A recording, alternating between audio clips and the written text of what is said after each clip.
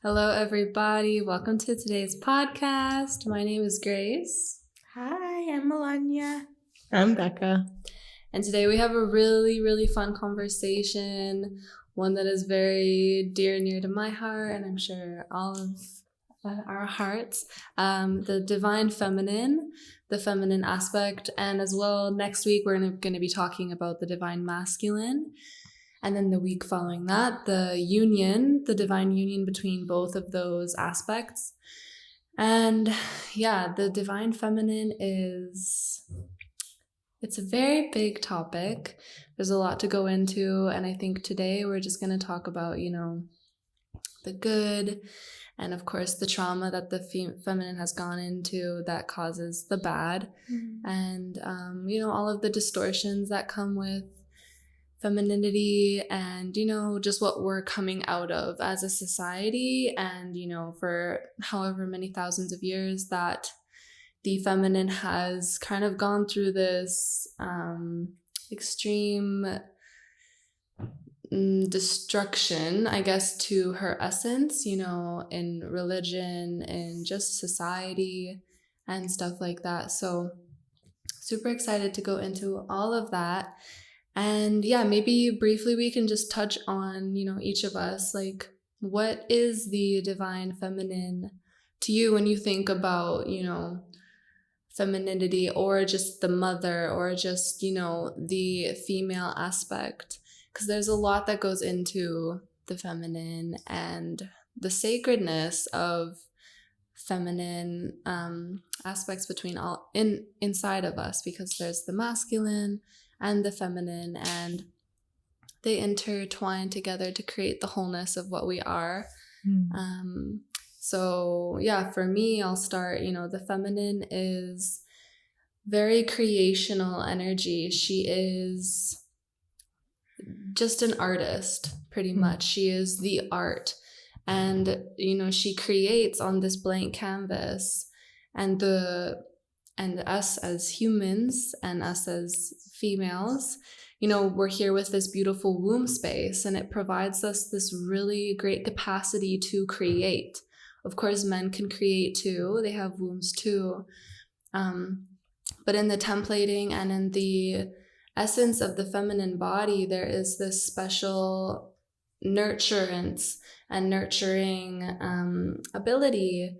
So, it's such a gift and such an incredible thing to be the female in this world, and to be able to hold space and just grow as the feminine, coming out of all of the darkness that we've just been through as a gender. But yeah, what are your guys' opinions on the feminine, and what is that to you? What does it feel like inside of you?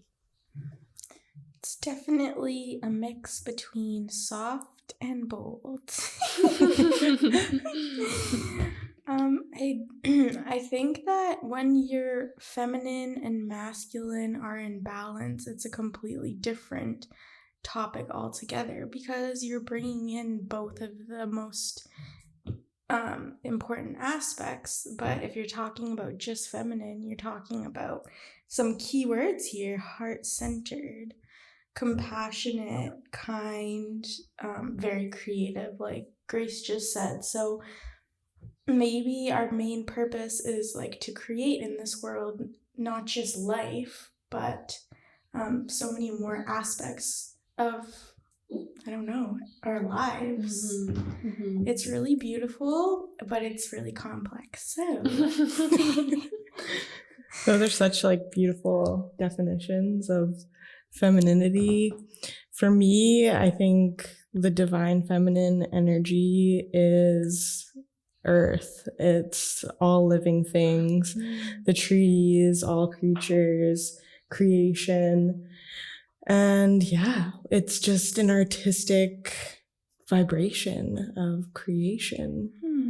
Yeah. Would you say that when you're connecting to Mother Earth, you're connecting to that femme, I don't know, Mama Gaia? Yeah. That if you ever do go into your meditations and you're anchoring yourself down, the love that you're receiving that's, I don't know, that's how I would explain Yes. feminine divinity. Mhm. It's not really something that is seen or heard. It's more, I think, something that's felt as a feminine energy. Mhm. Yeah. Yeah, like both of you guys kind of said, it's like there is this softness Mhm. and this like nurturance that comes from the feminine, but also a boldness and somebody who, it's nice because we're coming out of like, like, oh, I can't say that, or I can't do that, or I can't sit with my legs open and all. And it's like, we're coming into this more, fierce feminine, like the woman who has she can hold space for herself while also allowing space to be held for her. It's not just about totally doing everything on my own, because I think that's also a toxic trait, but it's also I can hold space for myself, and I can, because the feminine, she nurtures her whole tribe. Mm-hmm. She holds space for the collective, and she also works so deeply on herself. The word that kind of comes through for me a lot is like oracle, and kind of like somebody who like provides information for her tribe, and is very divinely connected and kind of just understands. And it's the same with like Mama Gaia, like she is all, and she knows everything. She just knows it because she has embodied it. And it's such a powerful thing, Mother Gaia. But the divine feminine, what do you guys feel about the fact that we're coming out of this these centuries of like the feminine not being really included in even these religious texts, and even just all of this stuff that kind of has formed our society? What do you guys feel about like that aspect and her rising? I think there's been such a toxicity with both the masculine and the feminine, and it has become the toxic masculinity kind of taking over, in a sense of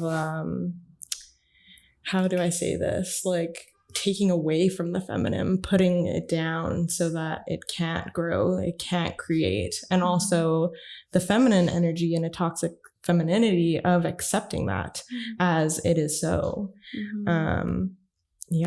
It's very, very interesting that we're starting to come out of that, and we're starting to take a position of taking that feminine energy back and really loving and creating with it again. Yeah. When I'm not thinking back, but I'm thinking about different cultures and different society and the way that they see women. So I was brought up, like, I'm an Canadian Italian. So the woman where I come from is very much like equal. She's the matriarch. She takes care of the family. So it was never like the masculine is on top or anything like that, like maybe what you're talking about in society in the past.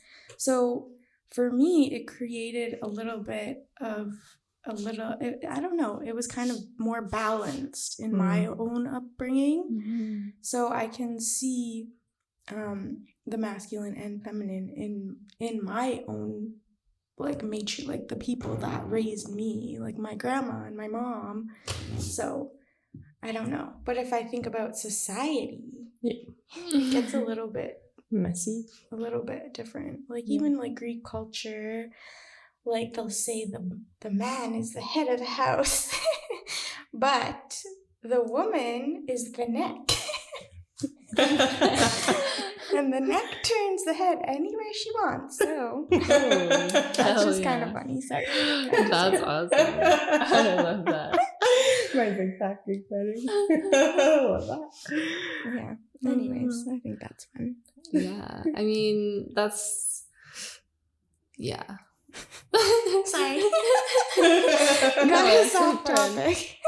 No, it's true. And I think that's such a blessing to be able to like grow up in a family that really like kind of shows both, because it's not like, and I wanted to and emphasize this too, that it's not like, oh, the masculine is bad and it's done this to the woman, you know, Yeah. the masculine has also been completely just, you know, because I feel that, you know, the masculine does want to provide for his family and for his partner and to hold space for her and them, or him and them, and, you know, just be there for his family. And they've taken that from the masculine. They've, you know, they've completely distorted it. And it's painful for both female and male to be so at contrast with one another. It's like the worst feeling ever, because it's also inside of you.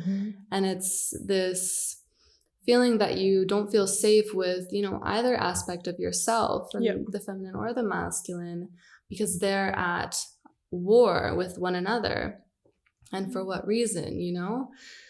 So coming out of that, I think it's like, it's such a beautiful thing, and society is really navigating that. But too, we'll talk about, you know, just some toxic traits that, you know, happen, you know, as the feminine kind of comes back into her power, into her divinity. You know, of course there is, you know, in mainstream society right now, and we might have differing opinions on this even as a group, but like, you know, it's like she's now seen as like, I'll make all my own money and I'll support my whole family on my own and I'll do everything on my own and I'm going to be fine. And it's like, that to me feels very like, you know, that's not, I feel like that's so hard for her.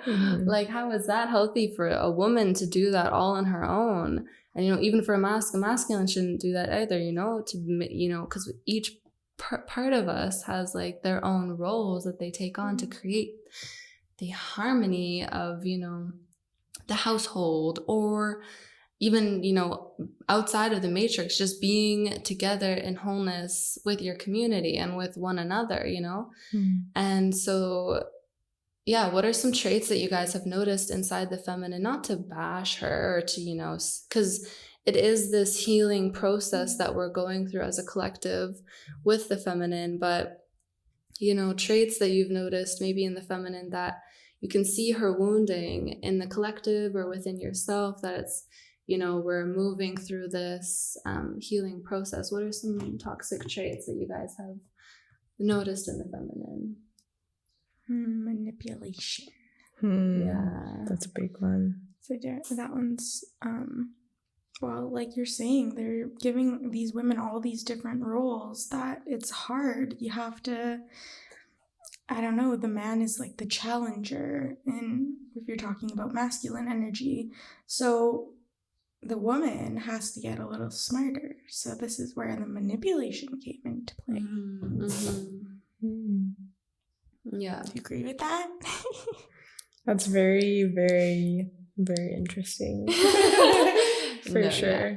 I agree with that. Yeah. It's like, I definitely see it a lot, you know, the feminine, you know, to manipulate. And it kind of creates this like, you know, you're not acting out of integrity then, right? Like it's like this war at self, because you're manipulating to get what you want, and then women will use what they've been told is their worth of, which is, you know, maybe their body, or, you know, manipulating with mind games, right?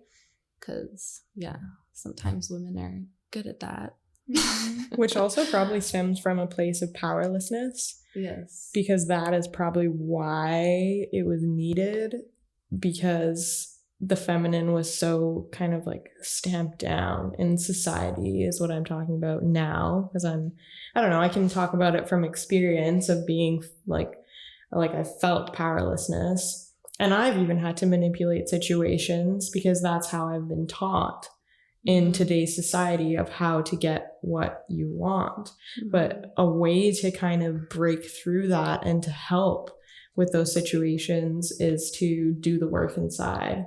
Like, to really refine feminine energy is to like do the inner child work and to, I don't know, really come back to what is actually going on and heal.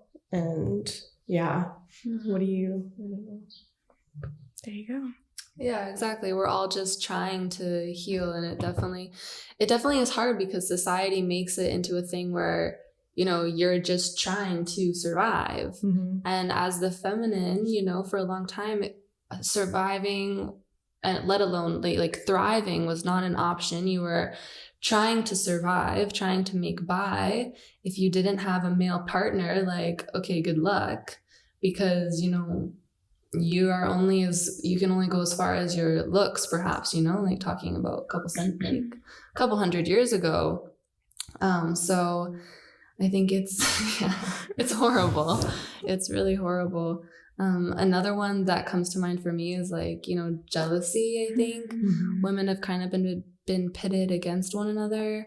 So there is this like toxicity against, like, you know, it's me versus you, because there's not enough for everybody, you know. It's there's not an abundance. It's, you know, we're all trying to get to the same thing, and it's almost like perceived as lucky to get what you need, or to reach a point where you're like, you know, in your femininity, whatever, and you're also thriving, and you're also supported, and you're abundant, and you're not at the whim of somebody else. So that's really sad too. But it's, you know, these things that are, you know, that we're coming out of, these distortions and these traumas, I think it's really just something that, you know, we have the privilege of right now moving through, even if it's painful. You know, our children and our children's children are going to be, hopefully, in a better place where they can, you know, feel safe to be whoever it is that, you know, to be the being that they came here as. And yeah, I think everything that's going on in the world right now, talking about, I think that's some toxic feminine energy. Just saying, just like the thought that the government has something to do with your body, like the government needs to give you sovereignty over your body, which is kind of an interesting topic, which we won't get into. But just know that you are a divine creature, and we're both masculine and feminine, which we'll get into in the next one. Yeah. Also, that the abundance and the creational aspect of all, it comes from within. So to be working on that and taking back your power and really providing a growth within yourself is, really important. I think. What are some ways that you reclaim your like feminine divinity, and like your, like, is there any like things that you do in your routines that make you feel? I think I said before, like, the inner child work is really important. That was a huge one for me, to kind of not take it back, but be able to work with it as well as the masculine in, like, within myself, is to do the inner child work. That's like one of them. Self-love and compassion within yourself. Yeah. I have a couple too, you know. One of them is creating this softness. It's funny because, like, in my astrology and stuff like that, which I do follow a bit, it's like sometimes it tells you, you know, the planets, how they align for you, and, you know, the masculine that you have versus the feminine that you have based on your astrology. And my masculine's really high. It's like 7 to 3 for my feminine. So wow. Yeah, it's funny. So I'm really learning how to be soft and how to allow people to provide for me sometimes, and how to, you know, let other people lead me. And even like in my perfectionism and in you know, if I start a regime, I really like to be on it all the time, and if I don't do it, I get really hard on myself, like, oh, I didn't work out today, I'm a failure, or whatever. Which is like, you know, it's that structure, which is the masculine thing, right? So I need to I'm learning how to be more in the flow, how to, you know, things don't work out all the time, you know, because the feminine's very flow. The feminine just kind of goes with, you know, energy. She moves with energy. She's kind of more fluid, like water. Yeah. And so I'm learning how to do that. And as well, I also want to bring up how massive it is to work on your womb. Man or woman, the womb, especially for women, I can say, is extremely targeted. So, you know, there are lots of implantations, there are lots of, you know, just things put into your womb to stop you from feeling in your creational power, stop you from feeling in your abundance. There will be blockages placed inside of your womb so that you don't feel safe inside of yourself, because anxiety actually starts in the sacral. You know, your desire for life, your pleasure for life, enjoying where you're at, enjoying who you are, is your sacral. And then, you know, if we get into like more lightly touched on what's going on in the States right now, you know, they have, a lot of people have had control over the womb, and it hasn't been the woman. And, you know, people have been, you know, in the olden days, it would be you get a husband at, you know, 12 years old, 15 years old, you have 10 children, you take care of your children for the rest of your life. You are a breeder. Like, how disgusting is that?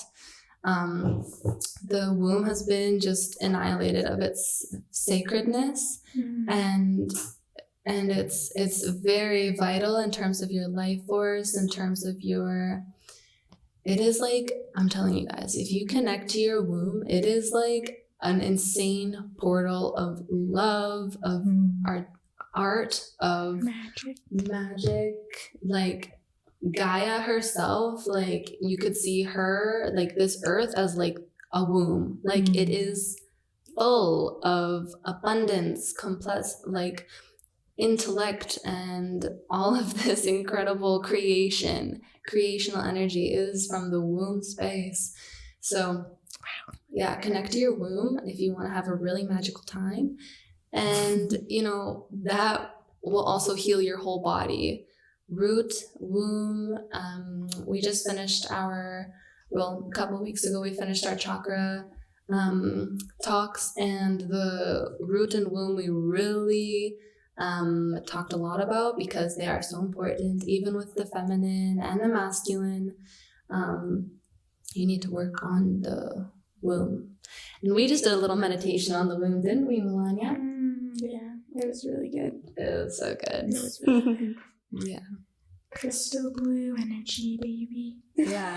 Oh, yeah. And also, I want to talk like just quickly on the Sophia, which is a really fun, like, if you are interested in connecting to, you know, feminine ascended masters, organic feminine ascended masters, you can get, you can look up, you know, Sophia, Chris Sophia, stuff like that. She is like the mother energy, but she is also like all of the archetypes, like the maiden, the girl, the artist, the mother, whatever, the lover. And it's just supportive in moving that divine feminine energy back into your body. And Sophia is the counterpart to Christ. So she is and it's interesting because, like I said earlier, she was like, the female was never really mentioned in the Bible very much. It was, you know, Christ as the savior, but Christ has his partner to create the union, because the union is the feminine and the masculine. That's what makes the whole. And so Sophia is the counterpart to Christ. And so we're finally learning about Sophia.